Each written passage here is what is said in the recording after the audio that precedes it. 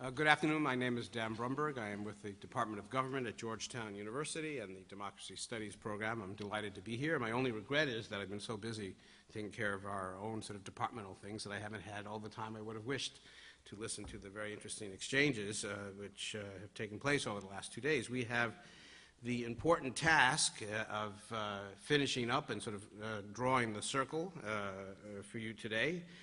The title of this closing session, before Samra gets up and has closing remarks, is Politics After Authoritarianism, Democratic Transitions or Authoritarian Adaptation. And of course the title goes back to the very topic of the first panel, which is, from a political science perspective, the extent to which we have a transition that is putting the authoritarian institutions and rules behind, or whether those rules are being readapted in the context of a transition. There is no necessary contradiction between those two dynamics, and anybody who knows the literature on these matters knows how much they're inextricably linked.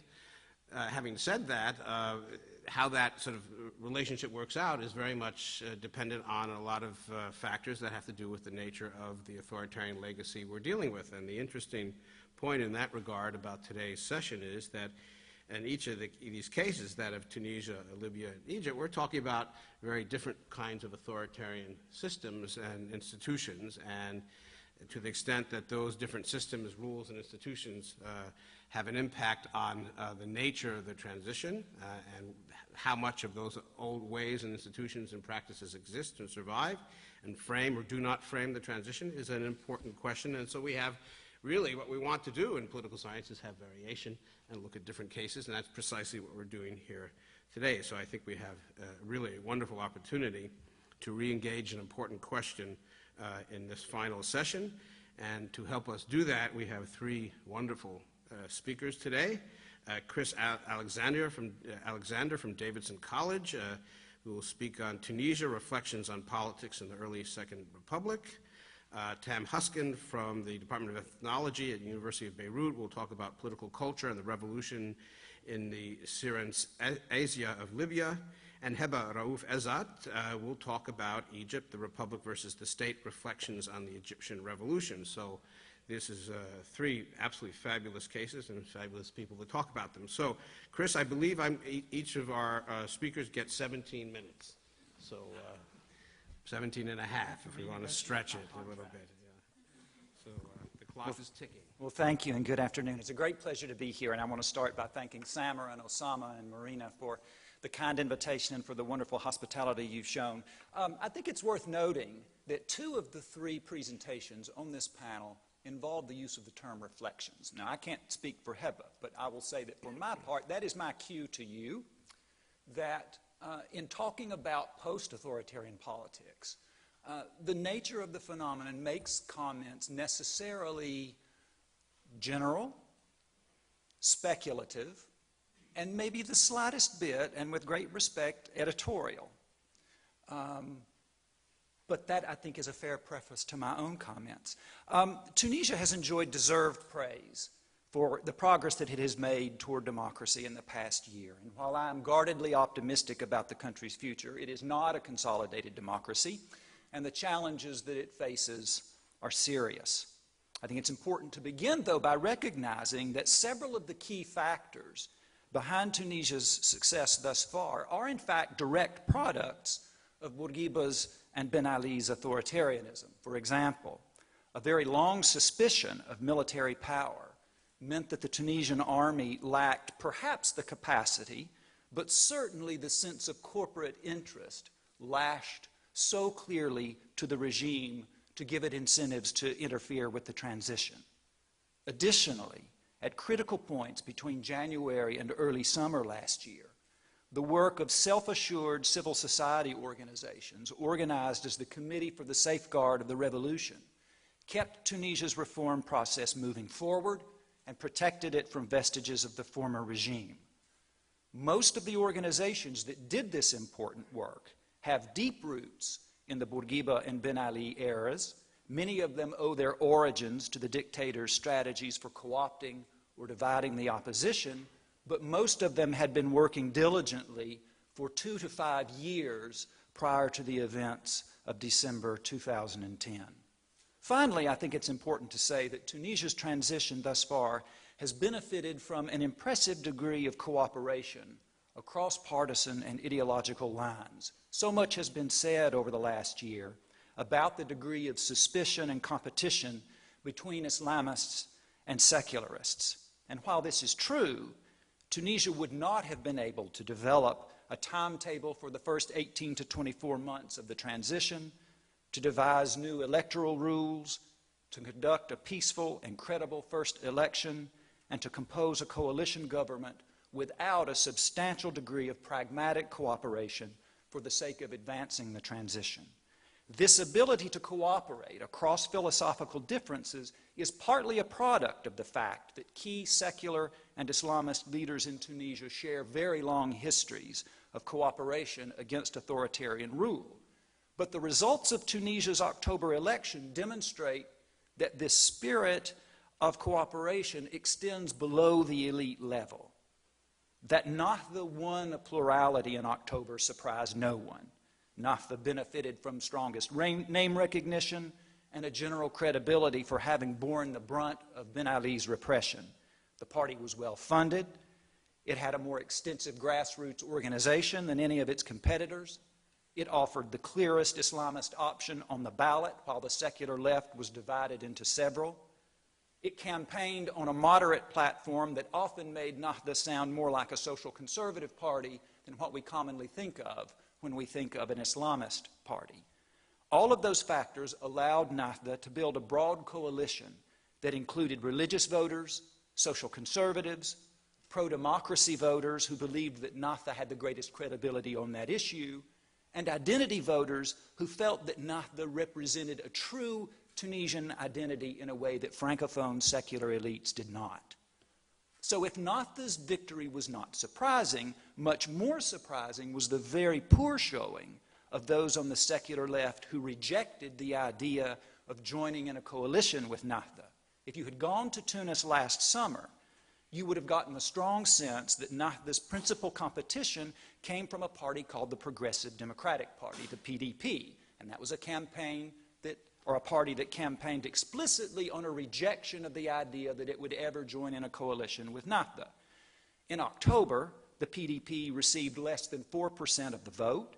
It was outdone by two other parties, Etikatul and the Congress for the Republic, parties that sit to the left of the PDP in some respects, but that said clearly that they would be willing to join Nahdha in a coalition. So if the polling demonstrated substantial support for Nahdha, the results also demonstrated a rejection on the part of the Tunisian people of bipolarity. And that sentiment, if it holds at both the elite and popular levels, could be one of Tunisia's strongest advantages in future phases of the country's transition. I want to talk a bit about politics since the election, but I want to do it in a way that looks forward and thinks about some of the challenges that the country faces. And clearly some of the most important challenges concern the economy.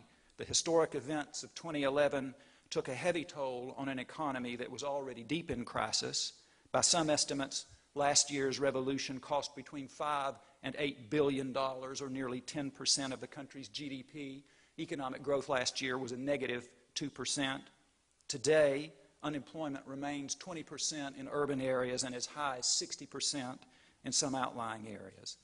Frustrations over the new government's inability to address economic grievances have spawned thousands of strikes and sit-ins that challenge recovery and that are susceptible to political manipulation. Many Tunisians have called for some sort of Marshall Plan that will generate the growth necessary to undergird stable democracy. And they argue that the U.S. and Europe have a vested interest in Tunisia's success because if democracy can't consolidate there, its chances of success are greatly diminished elsewhere in the region. True or not, the claim underscores the fact that economic conditions will have a powerful impact on all of the other issues that the country must address. So too will electoral considerations. On balance, the decision to rewrite the Constitution prior to holding elections for a new president and a new permanent National Assembly makes good sense. However, that sequence does force October's winners, who are now crafting new political institutions, to do that important work knowing that voters will go back to the polls in 12 to 18 months. And this looming electoral shadow can create strong incentives for October's winners to craft those rules in ways that help them to stay in power. And even if they don't do that, it arouses suspicions among others that that is in fact precisely what's happening. That dynamic and the risk that people might take positions on fundamental constitutional issues for short-term political reasons complicate the country's ability to address important questions. And at the top of that list of questions sits, of course, the role of religion in politics. The question is not new, but I think that the debate about it has passed through two distinct phases over the past year. Prior to the October elections, the principal contest pitted Nahda against a coalition of secular left parties. Salafists were visible and vocal, but they had not done anything to provoke serious concern about them as anything more than a relatively small fringe. In this phase, Nahda and secular parties both had very strong incentives to turn up the rhetoric. Nahda believes that it has numbers on its side. It doesn't need to force Islam on anyone because the bulk of the population is already more conservative and more religious than the elites who have dominated the country since independence, including the elites who lead the secular parties. Nahda thus describes its mission not in terms of imposing Islamic law, but in terms of eliminating decades of secular restrictions on religious expression by a more religious majority. Nevertheless, Nahda did need to mobilize social conservatives and identity voters, voters who might not be particularly religious, but whose social values are more conservative and who feel that secular elites are out of touch with the majority of the people. That electoral logic shaped a rhetoric that was more moderate on social issues but very tough on secular parties, parties it portrayed as hostile to Tunisian values and willing to violate rights to religious expression. For their part, secular parties accused Nahda of saying different things to different audiences, and they played to fears that once in power, Nahda would chip away at rights for women and non-Muslims and secular Tunisians. And they did this not only to woo middle-of-the-road voters, but to try to force Nahda's leadership to move as far to the middle of the road as possible, to make the party's leadership work so hard to counter the negative image that the party would end up publicly committing itself to positions from which it would not be able to retreat after the elections without undermining its credibility. Now, since the elections, the debate about religion and politics has shifted. An increasingly muscular Salafist movement has put the Nahda-led government in a difficult position. Nahda does not want to publicly battle the Salafists, and it doesn't want to crack down on them. Doing so risks alienating more conservative members of the party's own base. It reinforces the Salafist image as a serious political player, and it makes Nahda appear to be doing to the Salafists exactly what Bourguiba and Ben Ali did to them. Nahda prefers to domesticate the Salafists, to split off those who are willing to accept certain ground rules, and to pull them into the institutionalized arena on the theory that competitive politics will have a moderating influence on their message and will isolate the small number of true radicals. This might be a fine strategy, but it also might be a strategy that takes too long and is too nuanced for what is essentially an election year, and it leaves Nahda open to criticism, that its response to the Salafists has been too tepid, and to criticism that Nahda might not truly reject their program. Now, immediate electoral politics aside, there is another important issue that keeps these suspicions about Nahda's intentions alive. Despite Nahda's repeated commitments to democracy and to tolerance, the party's message on the role of religion in public life does remain somewhat ambiguous, and I think this is not because of an intent to deceive, but because of an honest and understandable lack of clarity in the party's own thinking. And I think we saw evidence of this ambiguity in a speech that Sheikh Rashid al-Ghannouchi made earlier this month in Tunis. Ghannouchi wanted to argue that Tunisians, in fact, don't face a stark choice between secularism as a philosophy and an Islamic government. Tunisia can steer a course between France and Saudi Arabia, if you will, because even though Islam does not recognize a clear separation between state and religion, it has recognized a separation between power over religious issues and power over purely temporal issues. He presents an image of Tunisia as a polity in which the state neither forbids all religious influence in the public sphere, nor imposes a single understanding of Islam on all. And here I think is the challenge. In his speech, Ghannouchi explicitly describes secularism not as a philosophy, but as a technical procedural tool, a method for making policy decisions in a rational way that makes no reference to religion. Because Islamic history is replete with examples of this kind of distinction between temporal and religious authority, Tunisia can in fact have pragmatic, non-religious policy making without adopting someone else's definition of secularism. At the same time, though, it is equally clear that this sort of non-religious decision-making takes place against the backdrop of, or standing on top of, values that are themselves definitely grounded in religion and that are assumed to constitute red lines because they reflect the values of the nation. So we have speech in this language like, and here I quote, "The highest objective of all divine messages is to establish justice and realize people's interests, and this is done through the use of reason in light of the guidelines, objectives, values, and principles provided by religion." Or language like, and here I quote again, "We need our legislators to be well acquainted, educated, and versed in religious values so that when they're legislating, they don't require the tutelage of religious scholars and authorities."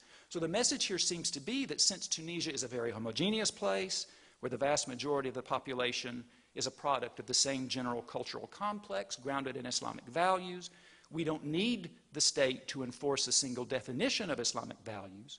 We just need for the state to keep its hands off, and we need for policymakers to be well versed in the values so that the state doesn't have to do the very kinds of things that the secularists fear. We see the result of this kind of difficult position in the response that Nahda and some others have offered in response to recent cases of journalists and filmmakers who've been arrested for blasphemy or pornography and in the debate about internet freedom. The support for freedom of expression sometimes runs headlong into language, frequently in the same statements, about the fact that Tunisia is a conservative Muslim society and that those values have to be respected. So we wind up with positions in which Ghannouchi disagrees with jailing the publisher who ran a picture of a football player and his naked girlfriend, but who then wants to punish the company for violating the values of a conservative Muslim society. Now let me be clear here. I'm not criticizing the existence of this ambiguity, and I'm not criticizing the effort to take seriously the issue of integrating religious language and values into the public sphere. My concern here is that in its effort to reduce political distances, Nahda has purged the notion of secularism of substantive content that I suspect many of his Tunisian critics still in fact see in the idea. I suspect that many of them, I know that many of them, in fact do understand secularism to be something that comes much closer to philosophy than a tool. And the result is a gray zone that leads to misunderstanding and that raises more questions than it answers. Ghannouchi says that states have practiced a degree of neutrality regarding religion. So how much is a degree? What degree is acceptable? He argues that a total stripping of politics from the public sphere would turn the state into a mafia. Perhaps, but how much religion is necessary to prevent that from happening?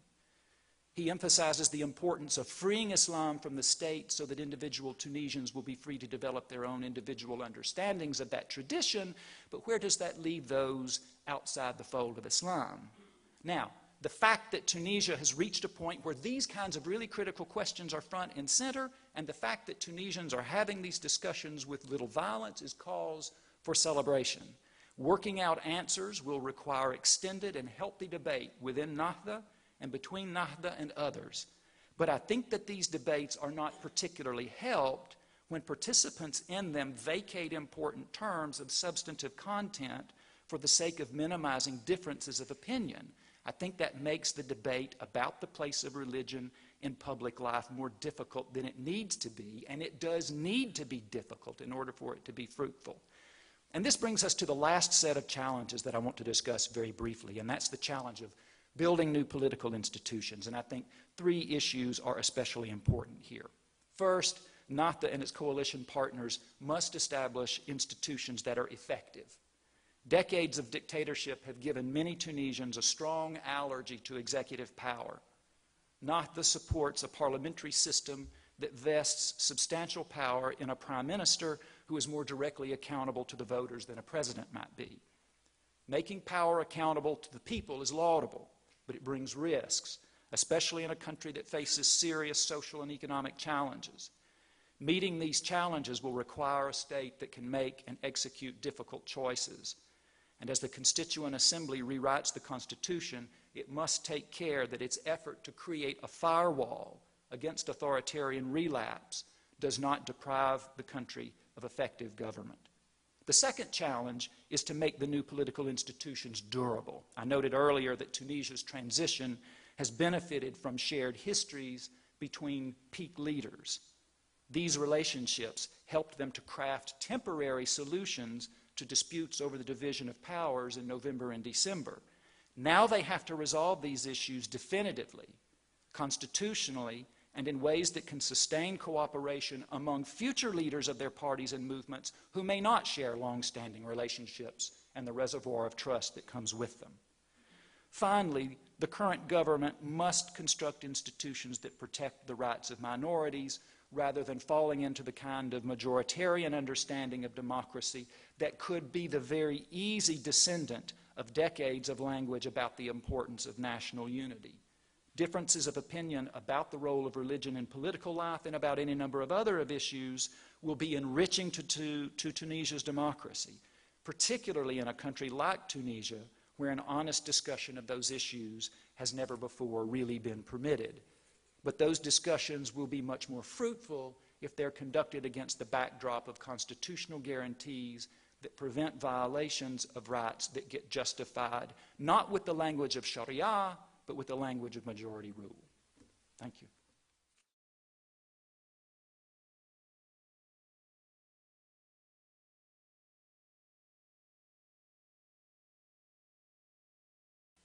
I want to speak a little bit about political culture and the revolution in the Cyrenaica today. But I also want to give you an idea about the background of this research. As you can see there, my research in the region, particularly in the borderland between Egypt and Libya, started 3 years ago. And the basic idea was to study local politics beyond and beside the state.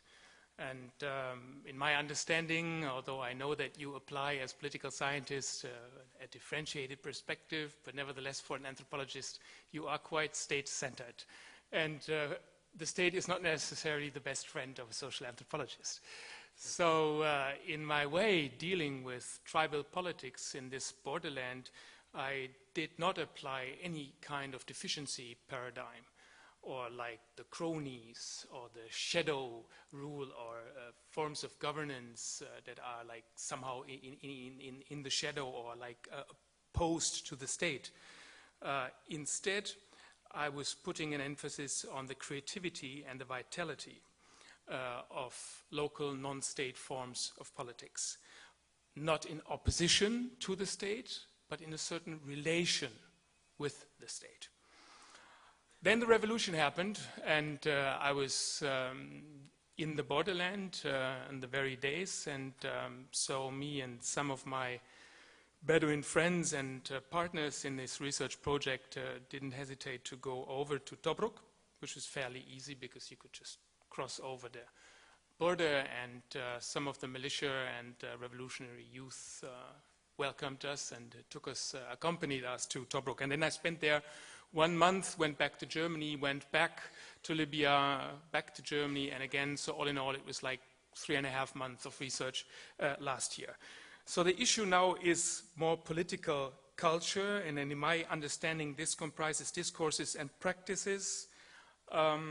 It is focused on local actors, and of course, if we deal with politics, it's about the struggle for power. The concept and our paradigm, because I'm part of a bigger research network on creativity and adaptation in Africa, is the term heterarchy, as opposed to hierarchy. So we're not talking about a top-down approach, the state, the Leviathan, above society and people, but we're talking about an order that is more on a horizontal level and that comprises different loci of power. And in the case of the Cyrenaica and also other parts of Libya, this comprises what I call tribal politics, or tribe. It comprises the youth, civil society, Islamic and Islamist groups, the fighters, and also international agents. Now, I know that all these categories are reductionist, they are differentiated inside, but I mean, this is something that I expect you to take for granted anyway, and we can discuss about it later. Today, I will focus on the tribal aspect. The relation between these heterarchical different foci of power can be a relation of competition and conflict, but it can also be a relation of merging, of overlapping, and of innovation. That means it can occur that certain tribal practices and ideas will merge with certain Islamic ideas and practices. It is also thinkable that certain tribal rationales and practices will merge with other rationales. So this is the general idea and the general paradigm. And I think that this mode of political organization will prevail and will be characteristic in the coming years for Libya. Now, let us get to the issue of the tribe. No, first, I shall say something about the Cyrenaica. You know that it is a particular place in Libya. As you may know, there are these three big cultural regions, the Cyrenaica or Barga, the Fezzan in the south, and Tripolitana in the west. The Cyrenaica is particular in many reasons. It has the highest amount of different tribal groups. So it is pretty heterogeneous concerning the composition of people. We are talking about 1.8 million people with a rate of urbanization of almost 90%. But urbanization in Libya does not mean cosmopolitan spaces. So with the exception of Benghazi maybe, but the rest of the cities are cities that are very much shaped by people who are affiliated to tribes and to tribal rationales.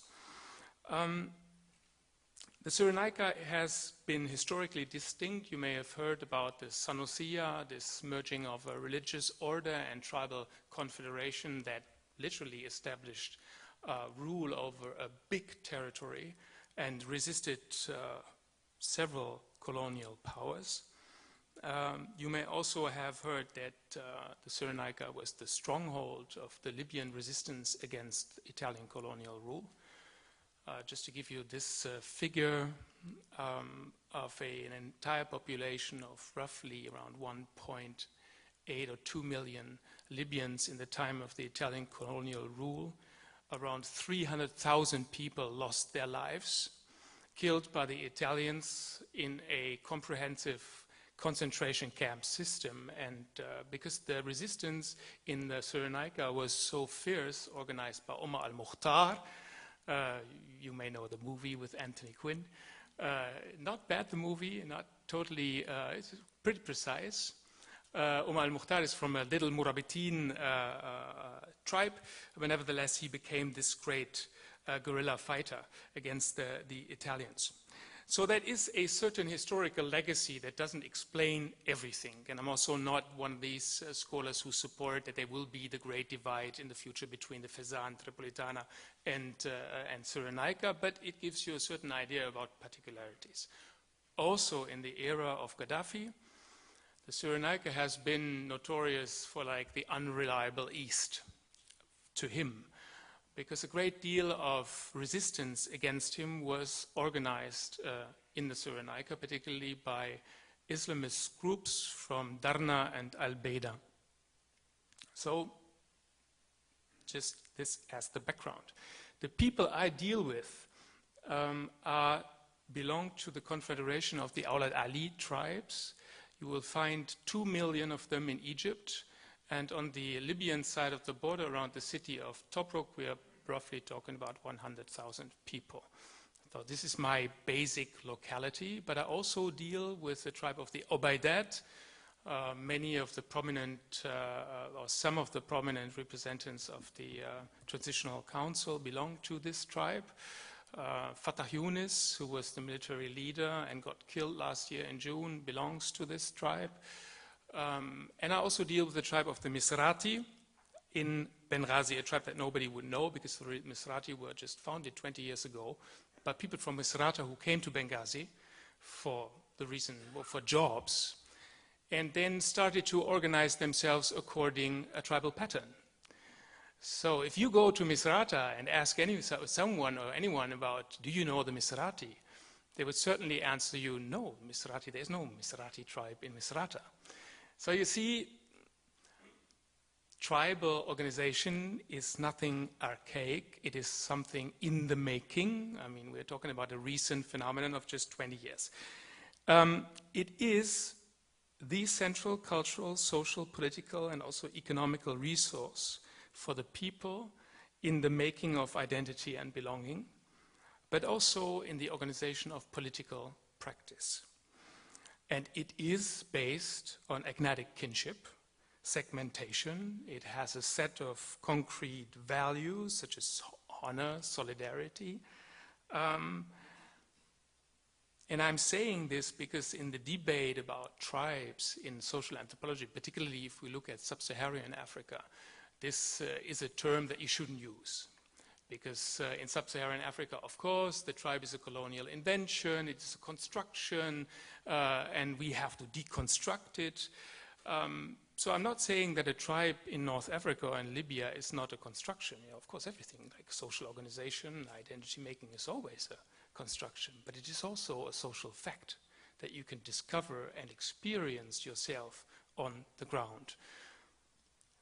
However, as I said, it is not medieval nor archaic, nor is it automatically opposed to modernity or an enemy of the modern state. It contains elements of tradition and innovation. Plus, the way people deal with tribal belongings in the Cyrenaica varies. For some people, the tribe might tell you who you are, but it doesn't tell you what to do. For others, the tribe also tells you what to do. Now, is the tribe a collective actor then? Of course it is not. It is inhabited by extended families, the Ailat, and the Ailat are the ones who do the politics. And they include sometimes non-kin people, friends, business partners, political and strategic partners, and mobilize to different degrees and in different situations a different amount of people of the entire tribe. For instance, in the case of the Obaidat, you have two factions. You have the secular-oriented faction around Fatah Yunus, and you have a very fierce Salafia Islamist group in the same tribe. They compete with each other for years, and the Salafist group has most likely assassinated Fatah Yunus in the summer last year. So, however, although a tribe is not a collective actor, the extended family politics are at stake, and even foreigners, strangers, partners can be integrated. They still express and articulate themselves in the terminology of kinship and the tribe. Let us come to tribal politicians now. I will go into a little bit in detail of what I call the Libyan story. It's like if we look at Muammar al-Gaddafi's regime, we could say that in the first 10 years of the revolution, he did his best to kick tribal politicians and notables out of the political arena. They wanted to modernize the country. They wanted to change society. However, you may have come across the study of John Davis' Tribe and the Revolution, in which he, in a very, very enlightening way, shows that Muammar Gaddafi and his fellows had to face the fact that the society was not ready for their project. Plus, those who were in charge, like the notables who were kicked out of politics and replaced by a young guard of revolutionaries, did not disappear. So when the bureaucrats of the revolution came home in the evening, they were their fathers. And their fathers told them what to do and not to do. I'm exaggerating a little bit, but it shows you that from a very early point on, tribal politicians and notables fought back. Because usually it is said that Gaddafi functionalized the tribes, but the tribes also appropriated Gaddafi's state. And this became visible and institutionalized by Muammar Gaddafi himself through two institutions, semi-formal institutions. The first is the Rijal al-Khayma, the men of the tent. That was a consultant forum for him appointed people, and you see with an explicit tribal connotation.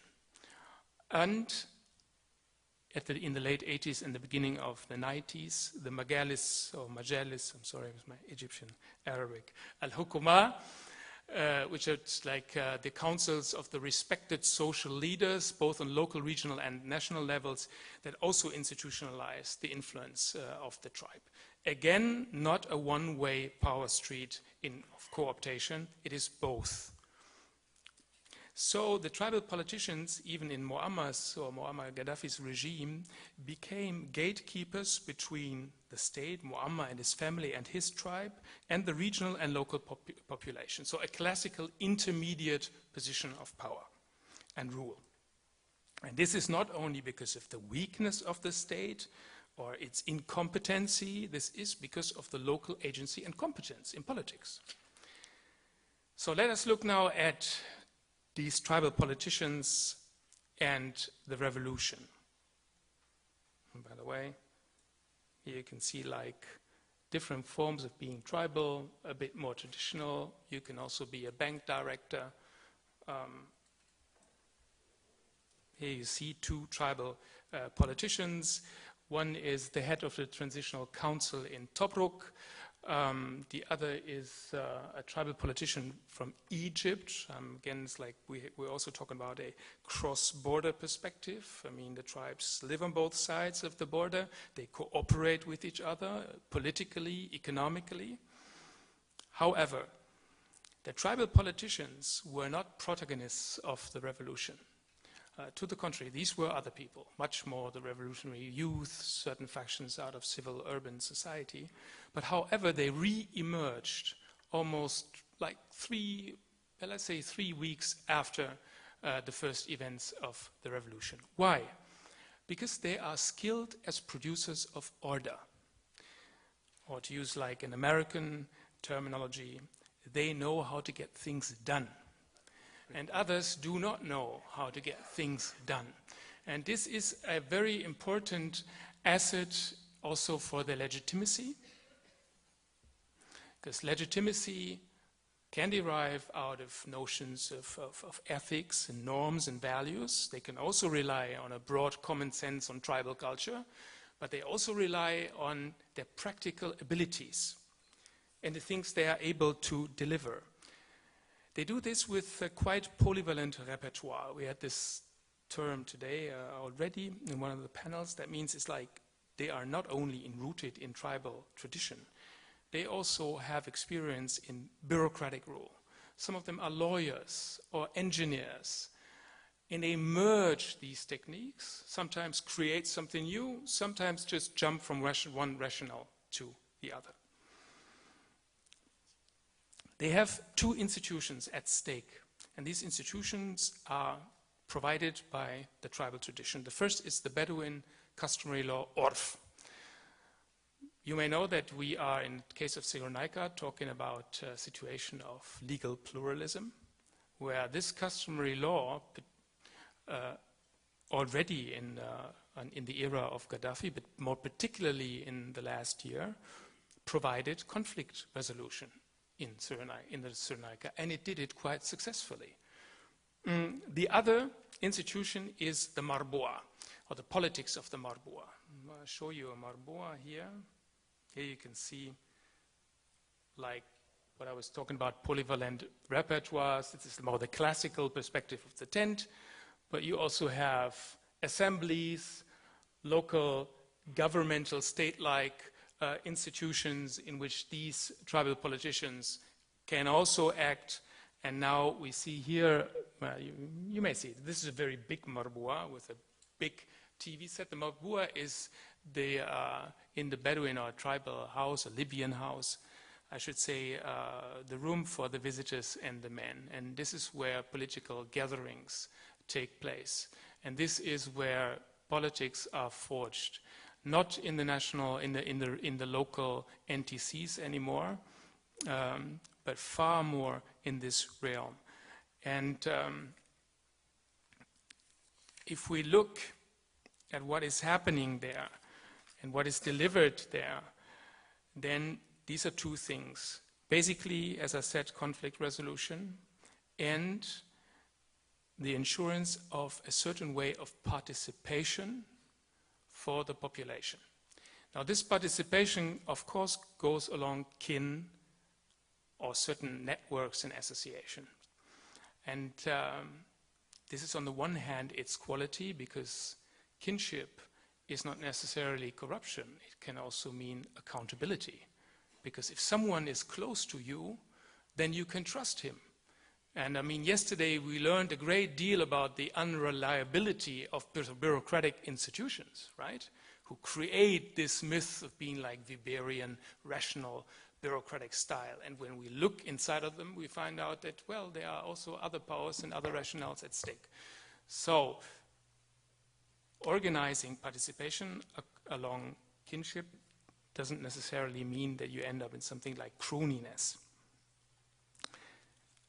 However, I have to hurry up because I already wasted 19 minutes of your attention. I want to come to some of the political visions that these tribal politicians have. And you can see here in this very fine graffiti some of them. You see in the middle Melik Idris. So that stands for a conservative political attitude, not necessarily for monarchy. You see Omar al-Mukhtar on the right, the resistance fighter. And you see the Libyan flag, the old Libyan flag, so there's also reference to the nation, it's not just regionalism. You see the tribal fighter, and then in the corner, the little boy studying the Quran. And that tells you a lot about the conservative political ideas and imaginaries that are important for these people.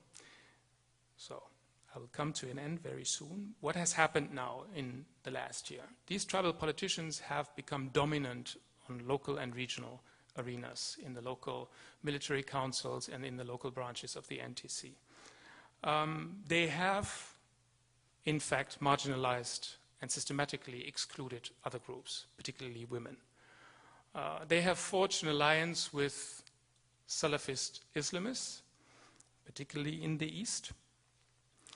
And you may remember that last year in November, on the very day of the celebration of the liberation from Gaddafi, Mustafa Abdel Jalil had the nerve, instead of telling the people something about the liberation of the country, what he said, we are going to reintroduce polygamy and the Sharia. So why did he do that? Well, one reason was that on the Tribune, there were like almost 70% of the people who were sitting there were tribal politicians. And they wanted him to give a strong symbolic political expression into their direction. And it tells you something about their weight. But these people are also supported by an international player. And then I'm really coming to an end. And that is Qatar. Qatar not only invites these tribal politicians to Doha on a regular level, it also finances them and it gives them assistance. I mean, both of you remember, we have been to Qatar in January, right? Qatar also funded the first Institute for Libyan Studies in the entire Middle East. Nobody knows why, but they may have a certain agenda that you could tell us something about it. All right. So the future, in my understanding, is that these regional and local tribal politicians will play an important role. I don't think that this will be a role of schisma. We can debate this later. But they will be an important player in the hierarchical setting. if you don't mind, we can talk, or you can ask me anything about their relation to youth, civil society, Islam, and the fighters during the discussion. And I thank you very much for your attention.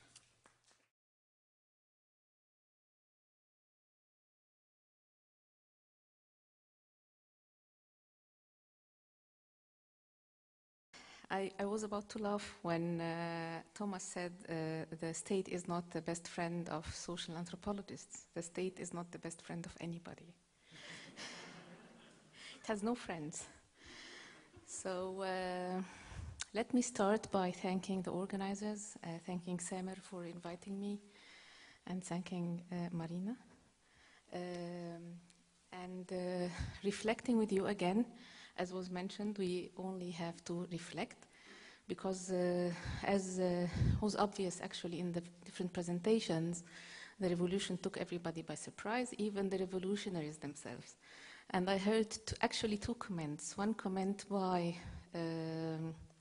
those who were sort of more engaged in social movements and youth movements, and they said, احنا شكلنا تورطنا في الثورة. And they themselves made the revolution and then they felt like we got stuck in it. It really turned to be a revolution, you know, and we were not prepared for that. And the second comment came from a Muslim Brothers member who said تورطنا في الدولة. We were stuck with the state. You know, it's like it moved on very quickly and now we are responsible for the state. We did not really anticipate that. So what happened?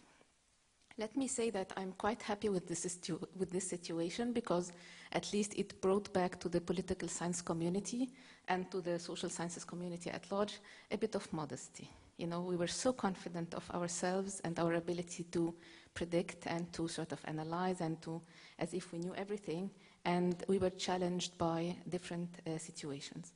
And I always tell my students that this is very similar to what happened, the panic that we witnessed. I was not at the time in the academia, I was still a student, but the panic that we witnessed when the Iranian revolution took place. It was a panic in the academia, and I think it shifted the paradigms of understanding not only Islam and the Middle East, but also political science at large, though it is rarely admitted.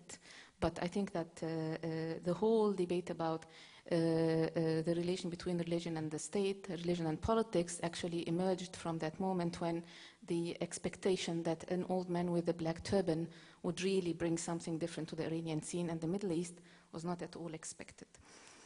Okay, what have I been doing for the past year or so? I've been watching the scene like everybody else. And I would like to move from the explanation to the interpretation.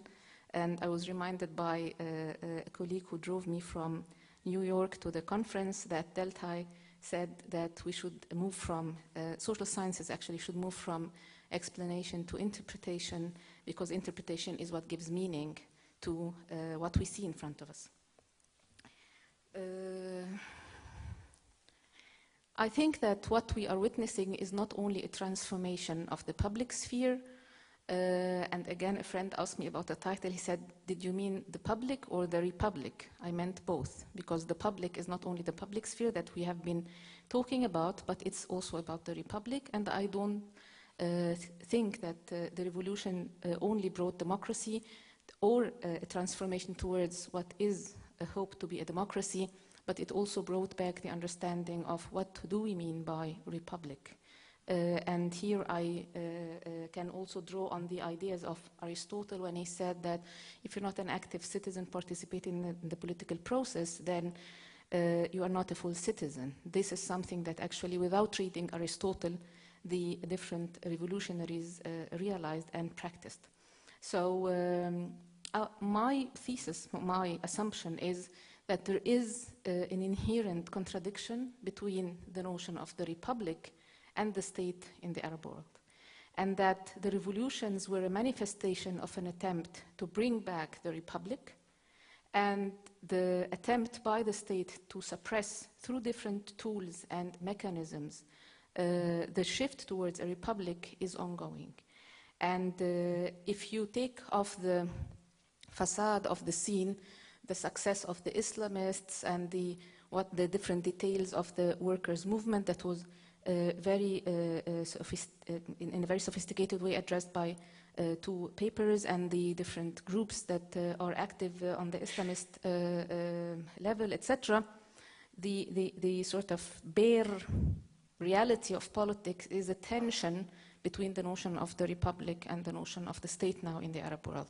And I have some signs for that. What happened since the independence? We witnessed the rise of republics.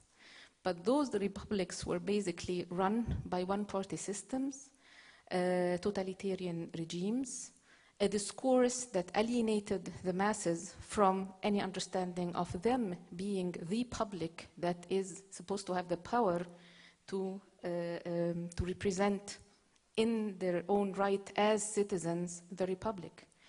And everybody was talking in the name of the people, but the people were not talking in the name of themselves. That's why it was brilliant that in the Arab revolutions in Tunisia and in Egypt, that people, the main slogan that they used and that was sort of analyzed very well in one of the sessions today, they said, "Al-Sha'b yurid." Now, after decades of "Ad-Dawla turid," the state wants, the president says, we are we identify ourselves with a leader or with an ideology. Now it is about time for us to really want and manifest and talk and act, because we don't need representation. This was a moment of politics of presence. So people went on the street and stated and chanted what they want, not what anybody is assuming they want or speaking in their name. And I think this is actually the nexus of what we're watching in the Arab world, with different degrees and according to different structures of the state. Hence, on this level of analysis, it's very difficult to compare different cases. And the talk about the GCC today is indicative, because you have here sort of a tribal, small kingdoms, basically. It's very hard to describe them as basically states in the proper sense. They are political entities. I'm talking about the theory of the matter. Of course, what I say should not mean anything for the political sort of day-to-day realities, but on the conceptual level, you are watching or you are witnessing different types of political manifestation of the people and political manifestation of the rule and attempt to achieve order in these political spaces. So since independence, sovereignty, not democracy, has been the issue. And this sovereignty has went a long way to prove to the people that they cannot make the decisions for themselves. And the revolutions were actually the demand of people that it's about time we want to say something about our destiny. This is not very romantic, because it entailed a lot of confrontations and a lot of bloodshed. And it's interesting when I hear or when I read about the Egyptian revolution, which I will focus upon and draw my examples from, that they say that it went very peacefully, you did it very well, alhamdulillah, Libya is not sort of the scenario for Egypt, etc. But actually, we had violence for a full 14 months till now. And this violence, because it's scattered and it's sort of portrayed as incidental, it's not accumulating to the picture that I want to put it in, and to build the sort of the image of what is going on, of tension between the state as an apparatus, as a rationale in the Egyptian case, and the republic as a concept, the republic as a passion, the republic as a will, the republic as a manifestation of what people really want to dream for themselves of a better future for the country and for the society and for their own individual life. Sovereignty, not democracy, was the issue for the state for decades, and the revolution is actually a challenge of that, and it wants to bring back not only democracy as a tool of managing diversity, but to bring back the republic in its sort of sense.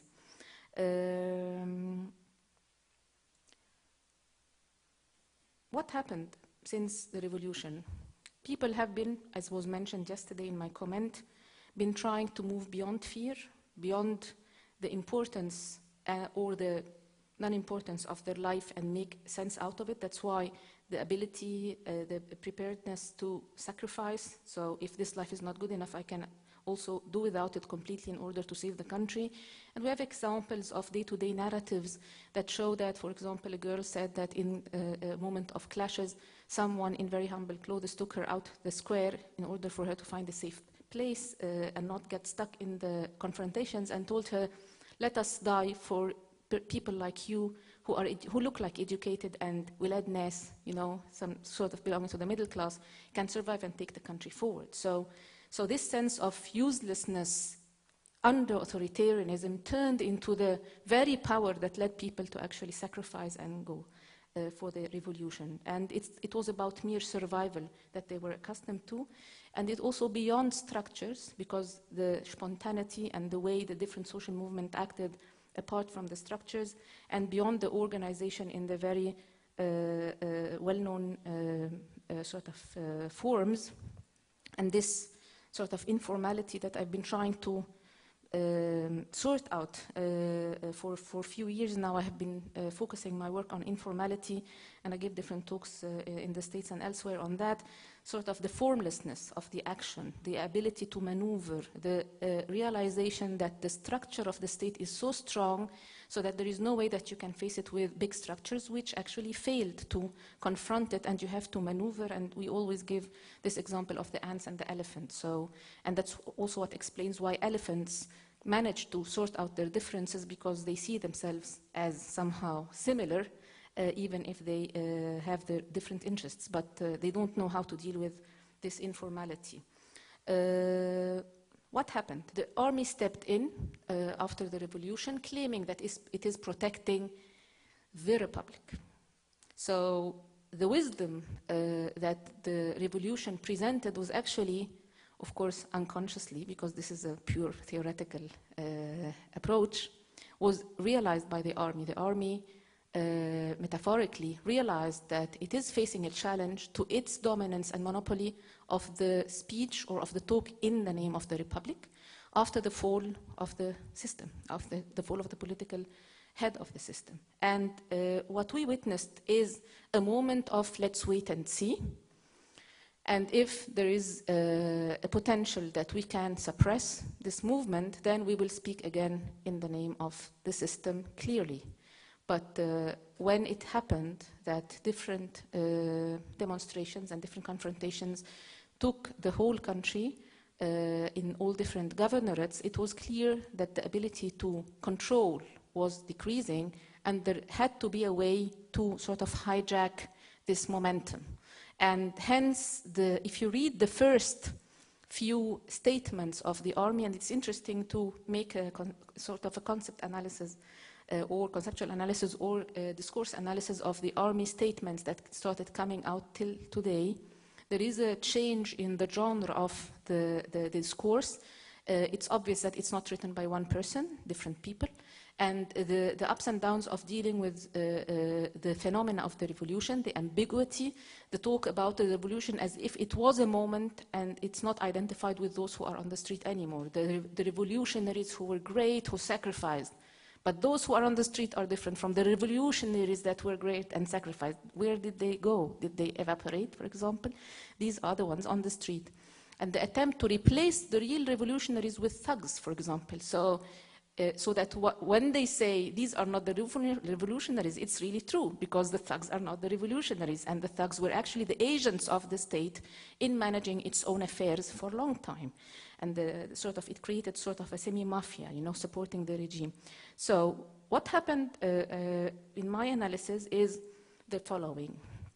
First of all, we started witnessing a space war, a war over space. For many times, the army bluntly went into the square and occupied the square of Tahrir, and other squares and other places and other streets and other areas as well, not only in Tahrir. So there was an attempt to liberate the space from any other actors who would speak in the name of a republic, even if they don't use the words, because revolutionaries and even political parties don't talk too much about the republic. They don't use the term, but this is what I see beyond the discourse. So there was a space war, and you have to sort of see the sequence of confrontations and events right from the beginning, the occupation of the Midan, the closing of the Midan, the different sort of, how we call it, al-karr wal-far, yani the ongoing and leaving, and who's taking over the Tahrir Square these days, and I focus on Tahrir Square just as an example. And then who is staying over, who is blocking the square, and who is given the right to protest on that, and the image that is given to the square in the media. So it was actually about space. And when the army came in, it used excessive force to disperse those who were taking over the square. And when it stayed in the square, it wanted to indicate that it is controlling. And sometimes we never really knew when they withdrew and why, and when they managed to sort of come into the square and use excessive force to clear it and stay over there. Sometimes the logic was not clear even to the revolutionaries. I mean, they would protest and they would say they went into the square is taken over, we should beat them, you know, in this sort of game and try to take over the square again, and when the square is taken over, it was about space, it was about visibility. This visibility that Dina Bishara referred to, as long as you stay in your factory and you're not visible as representing a challenge on the street, then we can tolerate or we deal with you. But if you come to the street, even in the Mahalla street, for example, then you are dealt with in extreme brutality and with excessive force, because the visibility is what it matters, and the challenge is what matters. So, going back also to Marwan's argument yesterday, there was an attack on the political body, and I don't mean by political body, the body politic. I mean the political individual body, the body as in flesh. This body that was moving as a political agent was attacked brutally.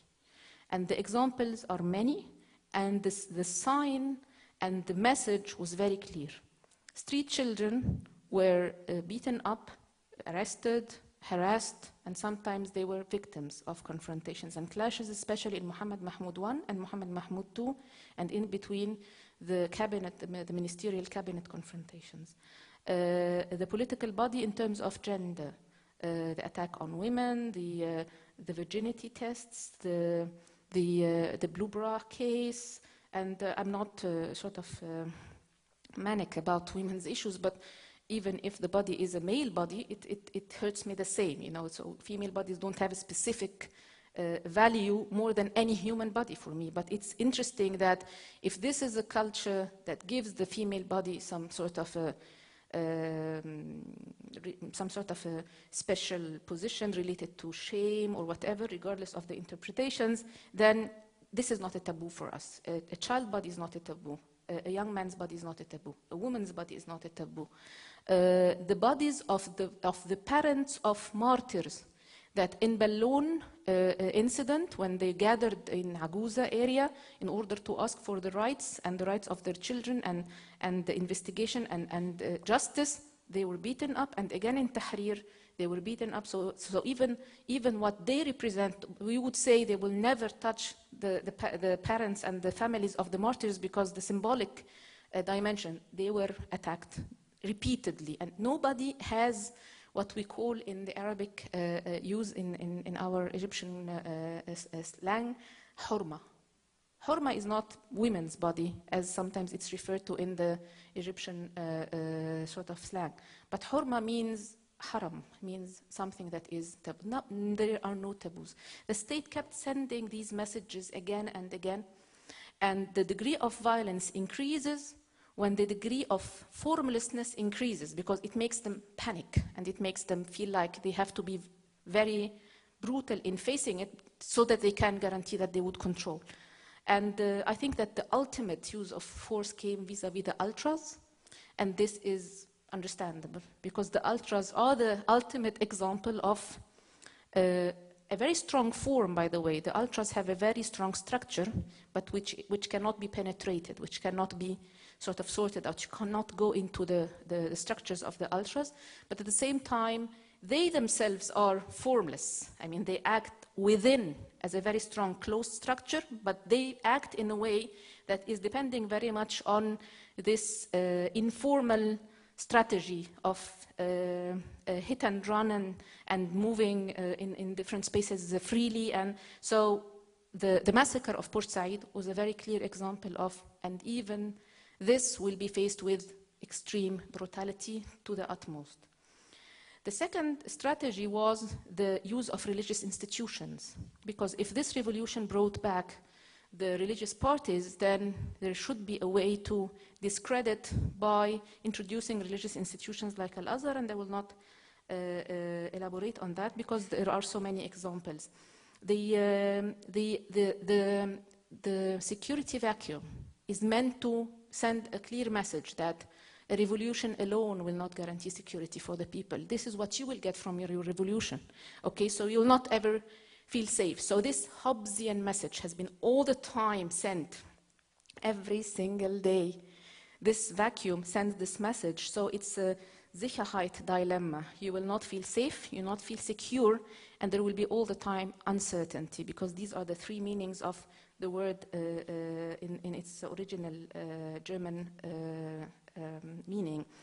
The economic crisis was used and abused and created and manufactured to make you feel like that if you don't give in to the republic that we represent and you want to have your own republic, the Respublika, then you're going to starve.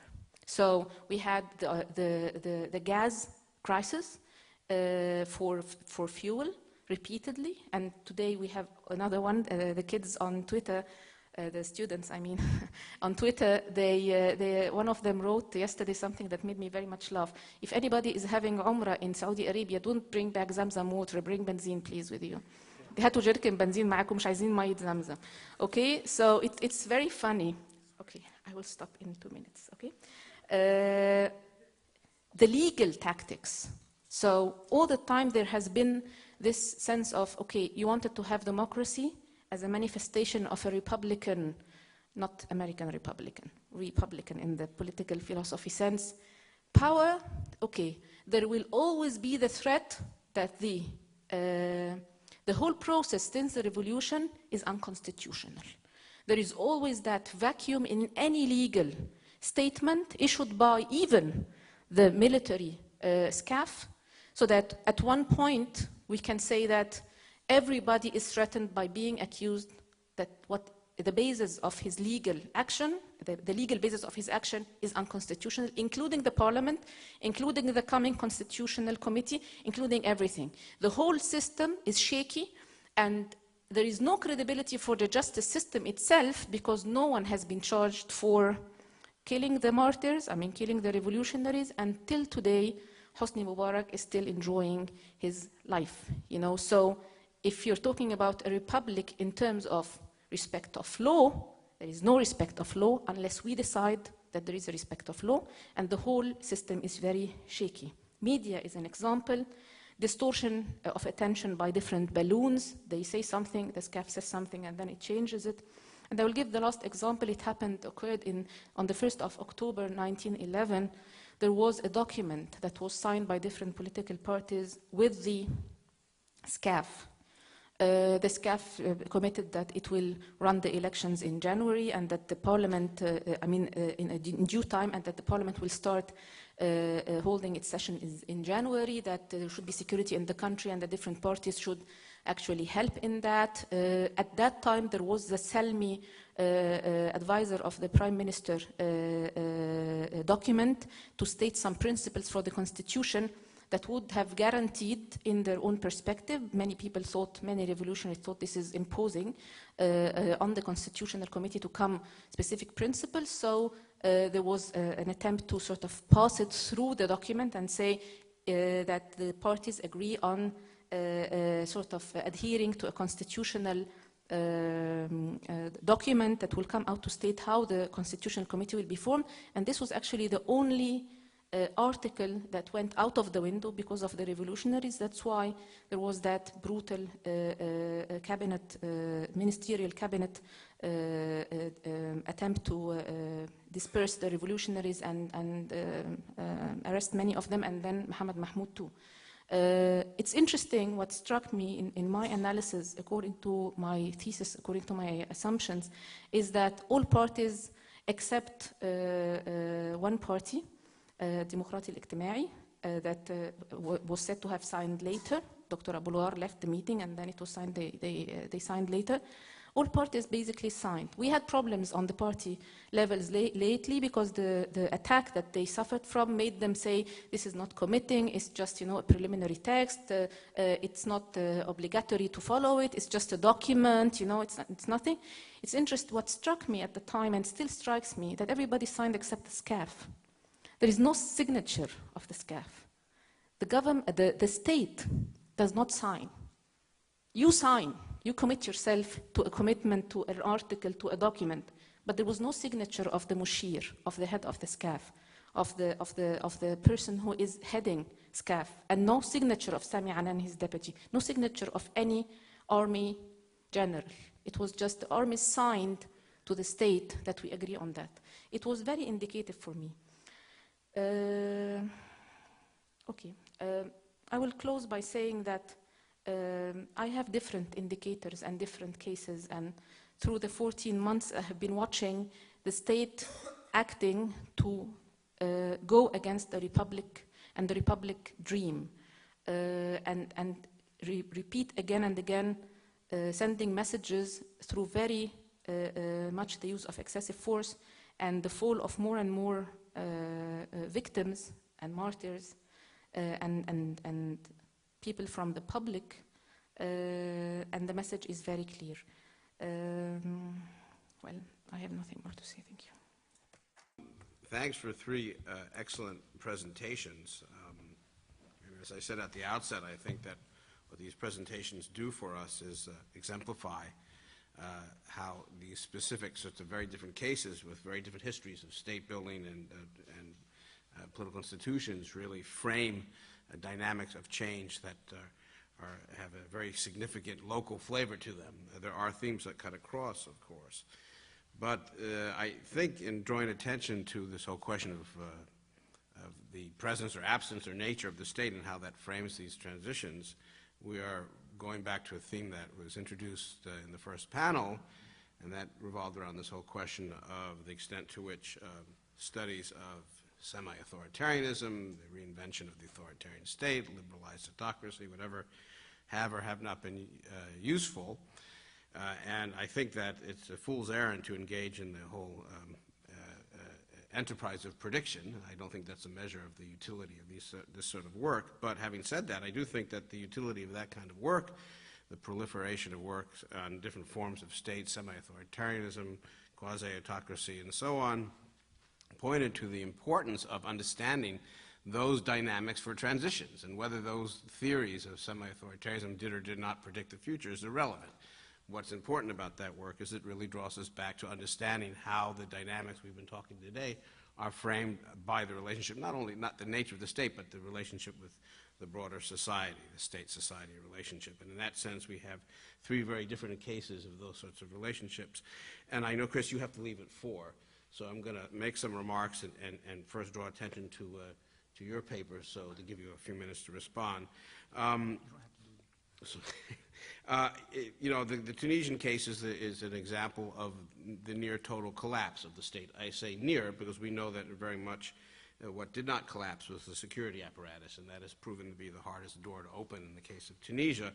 But because of the split between the military and the security apparatus, that allowed for a critical division within the state, and we've had a much more, at least initially, far-going transformation, in part precisely because of that collapse of so many of the ruling institutions of the state, save for the security apparatus, and that is something that suggests a challenge. But in that particular context, the absence of the state and the absence of a strong military, and of course the desire of the military to stay out of politics in the case of Tunisia, meant that the kinds of dynamics you talked about, the negotiation between Islamists and secularists, had to be a negotiation. It had to be a discussion. There was nobody there to manipulate the discussion and nobody to appeal.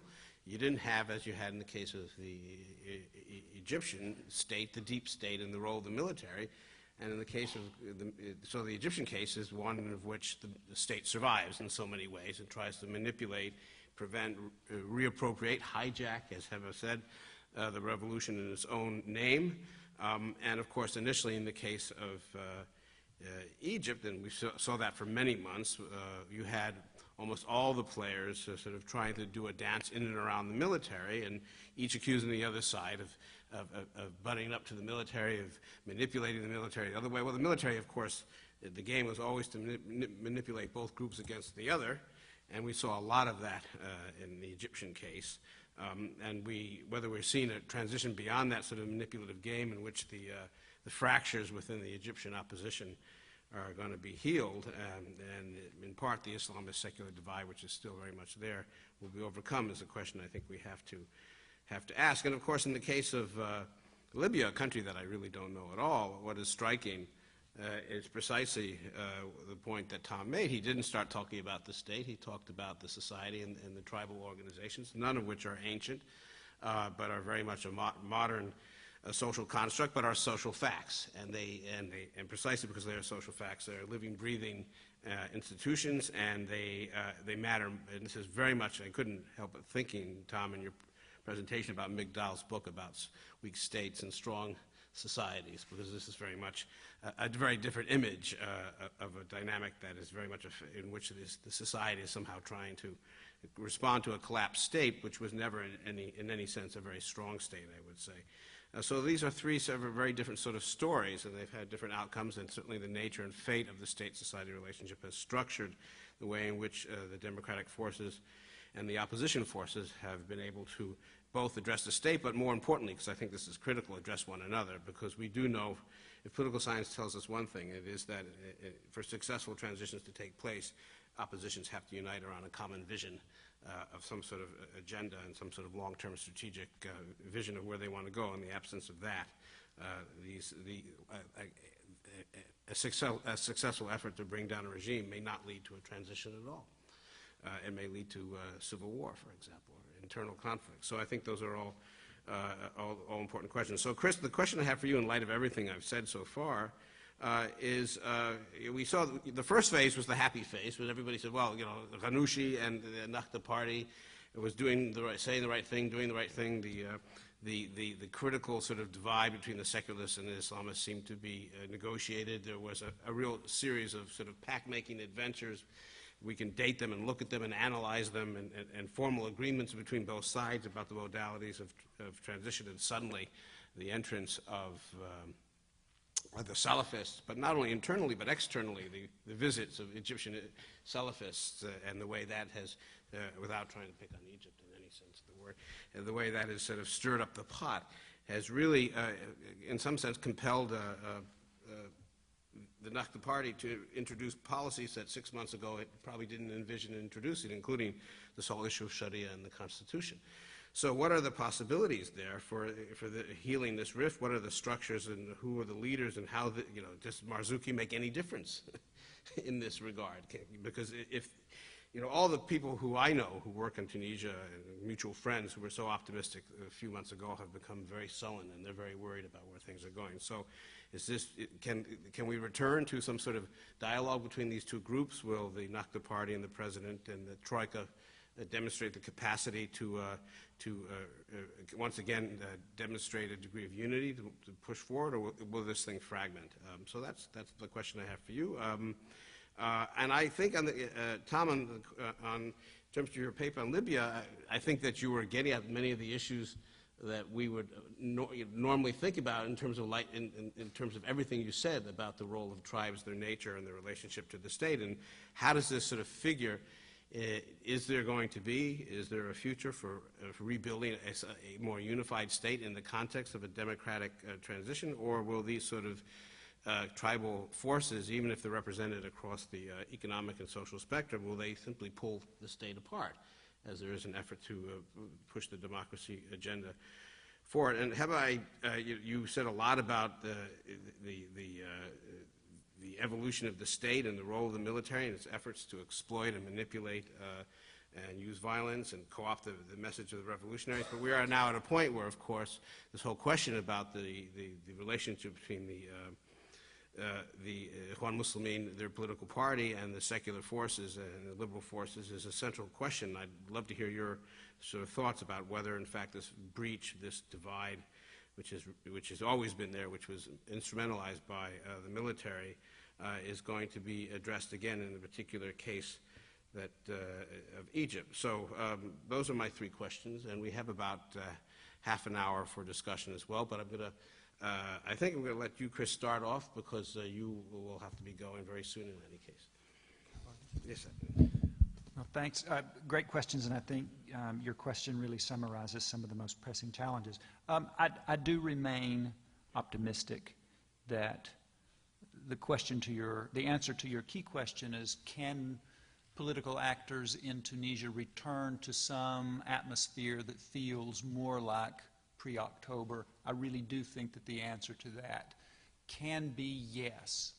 I think the incentives for cooperation between Nahda and its secular opponents continue to be very, very strong. Nahda's leadership has a very keen understanding of the limitations of its own social appeal. When you factor in the actual voter turnout in October, then it becomes really clear that the number of adult Tunisians who actually cast a ballot in Nahda's favor is really, really very, very modest. And nobody understands that more than Nahda's leadership. They also understand that in terms of jump-starting the economy, which they have to do, they realize that up to this point in time, much of their public credibility resides on their integrity, their deserved integrity, their reputation for integrity as an opposition force. Much of the vote that they did get in October came from voters who frankly don't necessarily support Nahda's social vision, but who respect the party's reputation for clean hands and integrity. Now they realize that the next time Tunisians go to the polls, they're casting a vote on the basis of how Nahda behaved in government, not how it behaved in opposition. And they know that in order to begin to at least offer some credible plan for addressing pressing social and economic grievances, they have to have the cooperation of social actors and economic actors inside Tunisia and abroad who don't share their social vision. And so they also understand that tourism has to revive as a critical source of foreign income. And they realize that making that happen and encouraging other kinds of investment really depend on this small country that has always been deeply involved in the broader Mediterranean economy. It has to continue to offer the kind of social peace and social stability that has been so critical to its growth in the post-independence period. So all of that, I think, creates a very strong set of incentives for Nahda and its secular partners in government and those who are not its partners in government to work together. I think the key hazards, the key challenges to returning to that kind of period, I'll say this, I don't think we're going to get there before the next elections. I think there is just too much looming presence of the next trip to the ballot box to make it easy for these parties to be able to sit down and do together what they were able to do last spring. I do think that the chief concern, the chief threat to this return to some kind of cooperative relationship comes from a cleavage within Nahda itself between a peak leadership that is skilled, that's experienced, that understands all the things that I've just described, and a grassroots that is considerably more ideological and considerably less inclined to play the game. The degree to which the leadership of the party can convince its own grassroots that their party fares best when they join a political game that allows them to get to the table and exercise power, their ability to convince their followers, their base, that that serves their interests better than confrontation, that's really the key challenge for them. And whether or not they're able to do that depends on how this political competition over the next generation of the party's leadership shakes out, and that in turn I think will be heavily conditioned by what happens with the economy. So I think it's a huge question mark, but for the kinds of reasons that I've described, I really do think that in the end I'm inclined to put my money on a return to cooperation at some point after the next elections. Thank you. Heather, would you like to just respond, and we'll go down the table?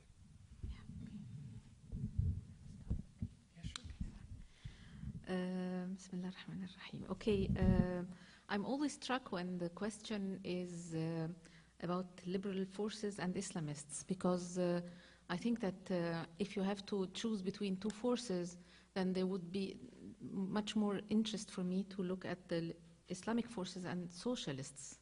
You know, I mean, if you count how many pure liberals in the ideological and philosophical sense we have in Egypt, I think we can put them in one room. And yesterday it was mentioned by Joel Benin that the independent syndicates claim that they are representing at least 3 million people, let alone other millions who don't know, who are not aware of the new networks that are being formed. So I would like to bring this to the discussion, you know, that there is this obsession in the Western academia with the confrontation, the dichotomy, the polarization between the liberals and the Islamists. I think it's a liberal concern that sees liberals as the alternative and Islamists as the danger. And I don't think that this is rightly put. And I think that we are actually we're having a dilemma, but not between the liberals and the Islamists. We're having a dilemma between non-liberal Democrats and non-democrat liberals, because the liberals so far in the past year have not been acting very democratically, actually. And the Democrats who are elected by the people have not been acting very, I wouldn't say liberal, because it again brings me to, I don't ask the Islamists to be liberal, but I want them to be more representative, for example. And here the socialist sort of component comes in. And I think that in between, so that we would not simplify the scene, in between we have two forces actually, of course, let alone the army that is playing from outside this political dynamic space. The Gemeinschaft, the people who are trying to form and represent themselves in different networks and come to terms with what has been happening in neighborhoods and in mosques and in churches. And this also has a problem. Gemeinschaft implies people coming together, some sort of unity in an organic form, and this is not the case. But it is not the Gesellschaft, it's not the organized civil society. But this is the second component. We have also the rising civil society. There has been a mushrooming or blooming and of establishment of new NGOs and new associations in the past year. And though the procedures have not been getting any better, but yet so many people have been coming together to establish networks and to establish associations and to get the legal permission for that. So you have the Gesellschaft, the Gemeinschaft, and you have the political parties, even the political forces, basically, socialist, liberal, and Islamic, and between the Islamists there are differences. So I think that, again, back to my argument, I think that they should all realize that the battle is actually for the republic. And then we sort out our differences on the ground of a republic. But it's not between the different forces as much as now it is between the army and the militarization of the scene vis-a-vis the republic. And I think this is what I'm more concerned about. All right. Yeah, you raised the question about concerning the rebuilding the state in Libya. Well, I mean, I must say, like, that in my perception, the Libyans are doing enormously well. I mean, given the fact that there was a very bloody civil war Of course, the NTC wouldn't use the word civil war because they only look at the fighters, but they do not look at the people who fought back. But there were people fighting back, so it was a very bloody civil war, given also the fact the distribution of arms in the country is enormous. And it is already affecting neighboring countries, particularly Mali. I mean, the Tuareg rebels in the north of Mali are people from Libya. And they went there, and they took the weapons with them, and now they are fighting for their own autonomy. Whereas in Libya, the violent clashes of the past months and weeks are relatively small, given the fact that there is a tremendous struggle for political power going on. I mean, of course the fighters will not deliver their arms if they, particularly when they get the impression that the NTC is not willing to let them participate in the political game, you know.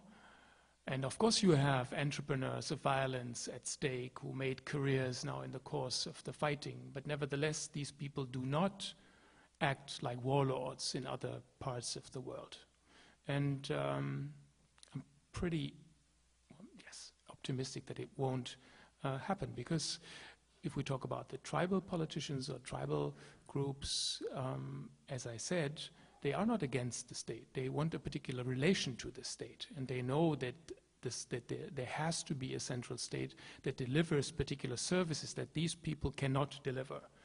So they will come, they want a state in which they can come into terms. They want certain forms of local and regional autonomy, but nevertheless they are quite aware, these politicians, that they need a state, particularly a central state that will be able to organize the oil revenue, right? On the other hand, it's not the tribal groups only. As I said, in that hierarchical settings, there are other groups at stake that pursue the remaking of a Libyan state, a nation. And this is not just the so-called liberal urban civil society, but it's also the Ikhwan, which have become, have an enormous influence now, and they just, I think last week, they founded a first political party in a country that didn't have political parties, no trade unions, no syndicates, no anything for 42 years. And they are also a powerful force. And they are engaged in the making of a Libyan state. What kind of shape this state will have or take, whether it will follow our Western ideas of democracy, constitution, or whatever, this is a completely open question. I don't know. But this is a question that we cannot answer. This is a question that the Libyans have to answer themselves through practice, experience, trial and error, and yes, also conflict. But I don't see like Libya is becoming the second Somalia or something like this. No. Can I fire one more parting shot and then ride off into the sunset? Yes, you can. It's a Tunisia point, but I really do think that it has applicability to almost every other country in the region, and that's this. What's going to happen in Tunisia is that there are going to be two processes. Behind closed doors, Nahda and other parties are going to deal. And they're going to get to a point where publicly they fuss at each other a lot, and behind closed doors they deal. And they come up with a draft constitution that will pass, and they get people to the polls, and that'll be a great thing. The rhetoric is going to be nasty, and people are going to assume and accuse others of operating on the basis of bad faith. And I think that we have to learn, just as people living in places like Tunisia have to learn, that that's democratic politics. You know, parties say one thing and do another, and that is part of Tunisian politics today. And that is a great thing in the sense that it says a lot about the progress that the country has made. But again, it sounds really, really rough, and it's going to sound unpleasant. But that doesn't mean that there isn't significant progress that's being made in ways that look very much like the ways in which progress get made in lots of other political systems. Thanks. Thanks. Thank you. I have two questions for Thomas about Libya. Can you elaborate more on the demography of the Islamists in the Cyrenaica, and especially in the famous arc between Jdabia to El Baida including like Derna, which is historically like the social base of the Sanusiya and the king.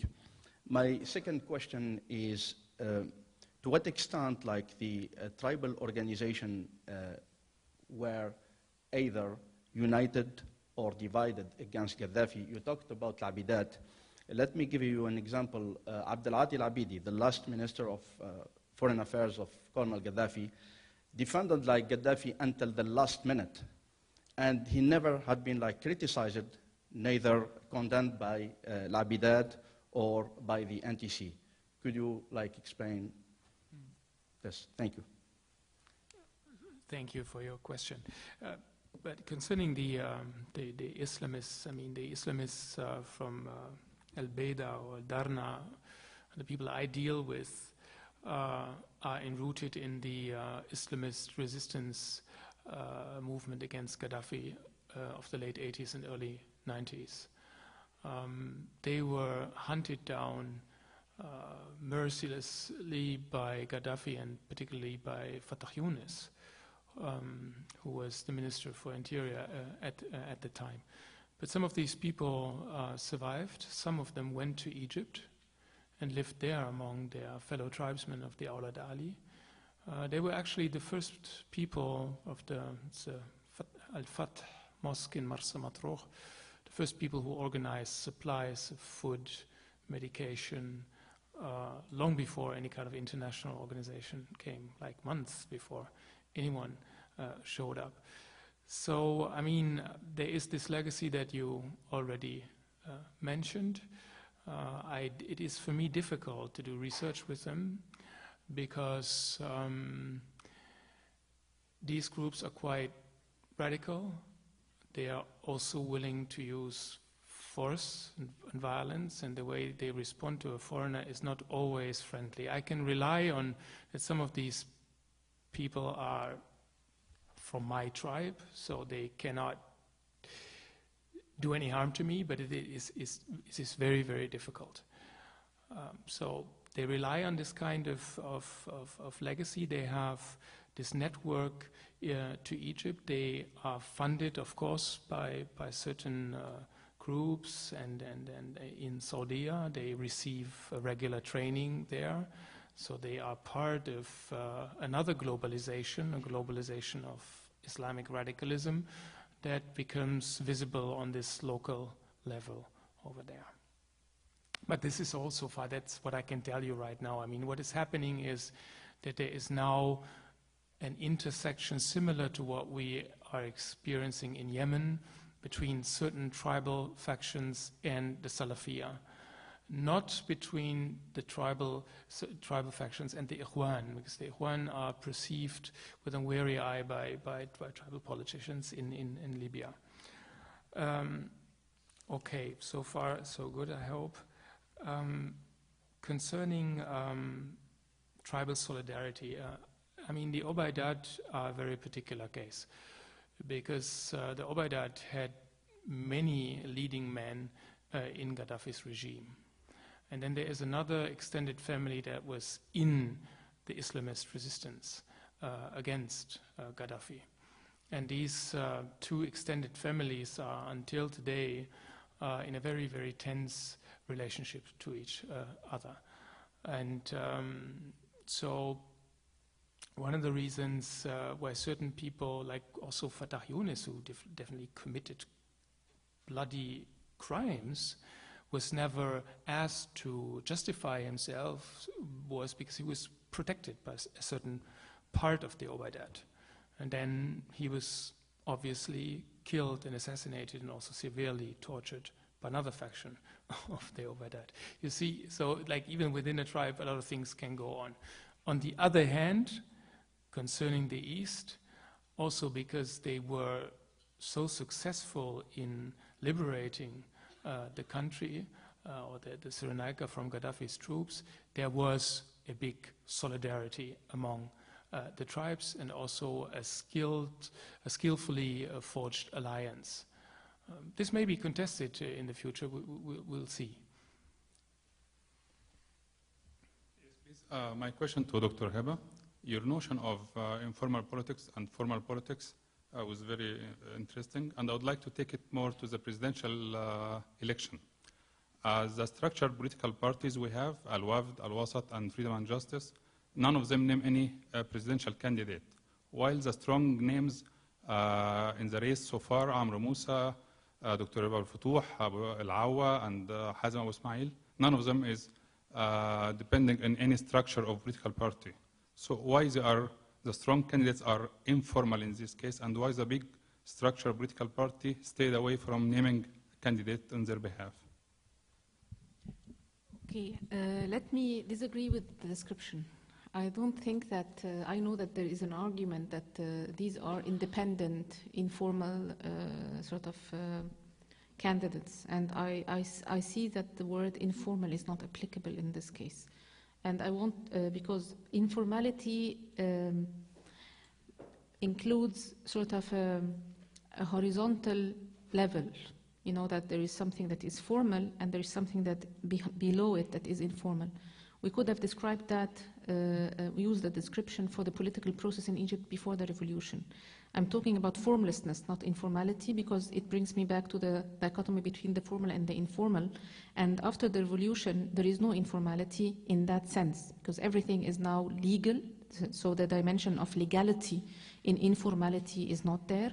And there is no lack of institutional support, because Al-Awa has been supported, coming from the history of Al-Awa comes back also from the Wasat party. He is very much linked to the party, and he is supported by the members of the party. There have been a debate in the party whether they should support him publicly or not, but I mean there is an affiliation with a group. And Al-Awa has also been somehow linked, and this is what made his sort of political capital shake a bit, with the army. So there is a sort of a support indirectly from the military institution.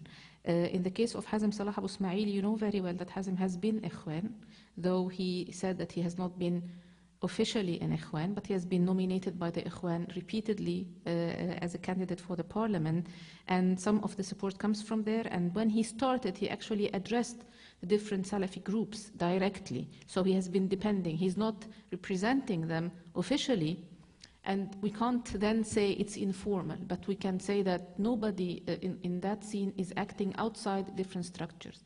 Even when different candidates wanted to seek the support of the shuyukh, of the ulama, that now have a parallel platform, which is Al-Hay'a Al-Shar'iyya Lil-Huquq Wal-Islah, which is a semi-conservative, semi-Salafi sort of platform that has been formed during the revolution, actually not after the revolution. And this is very important to remember, that on the 4th of February they made a statement supporting the revolution. Quite before, I mean, it was clear at the time, it was somewhere in the middle, and they said that they are supporting the revolution.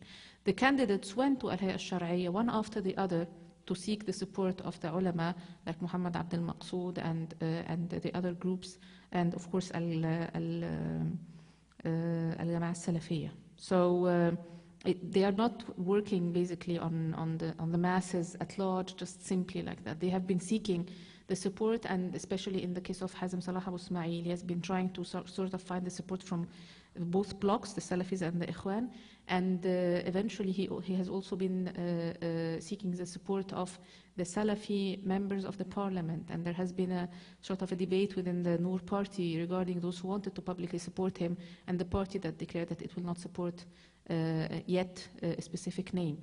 So structures are there, and they draw on the structures. And I think that Abdel Menem Abu al-Futuh, for example, depends, even if he is not anymore a member of the Muslim Brothers, but he has a lot of bet that at least the youth in the Muslim Brotherhood will basically, in front of the box, vote for him, not for anybody else. So I think that it's not very accurate to apply what I mentioned on the case of the presidential candidates. Thank you very much. I have been informed by one of the representatives of the deep state here that we're going to have to bring this very interesting discussion to a close. As you were speaking, I was thinking what Tariq Bishri wrote some months ago. He said that the Democrats in Egypt are not liberal and the liberals are not Democrats, and that was an interesting remark that is worth pondering. Thank you very much for great presentations. And you're welcome to address the... Just want to take another minute of your time. I mean, the last thing I would think of doing would be giving closing remarks after this session and after a wonderful conference on this great day. But there is one thing I need to do, which is thank people. And I need to thank particularly all of the panelists, the discussants, the chairs, for coming and presenting such rich and stimulating presentations. I'd also need to thank a number of people who made the conference possible. Of course, all of my CCAS colleagues, Professor Osama Bimershid, the CCAS director, Courtney Smith, Kelly Harris, Zaina Azam, Steve Gertz, Rania Kiblawi, Liliane Salimi. I'd also like to thank John Stites from Classroom Technology Services. I'd like to thank Optimum Audio for doing such a wonderful job. Zain Shah also for the photographs, and a number of the Georgetown undergraduate students who have helped us over the last few days, who have been here from early in the morning until late at night, doing all of the background work that's necessary to make a conference like this possible, including Andrew Street, Hannah Caldwell, Angela Sisa, Julie Kim, Robert Duffley, Tom Guthrie, Wendy Hu, and then, of course, most importantly, the person who has done the most work in organizing this and putting this together, making sure that the presenters who have come from far and near get in well and so on, is Marina Krikorian, the Public Affairs Officer. So on that note, I would like to thank all of you also for attending, and that's it. Thank you.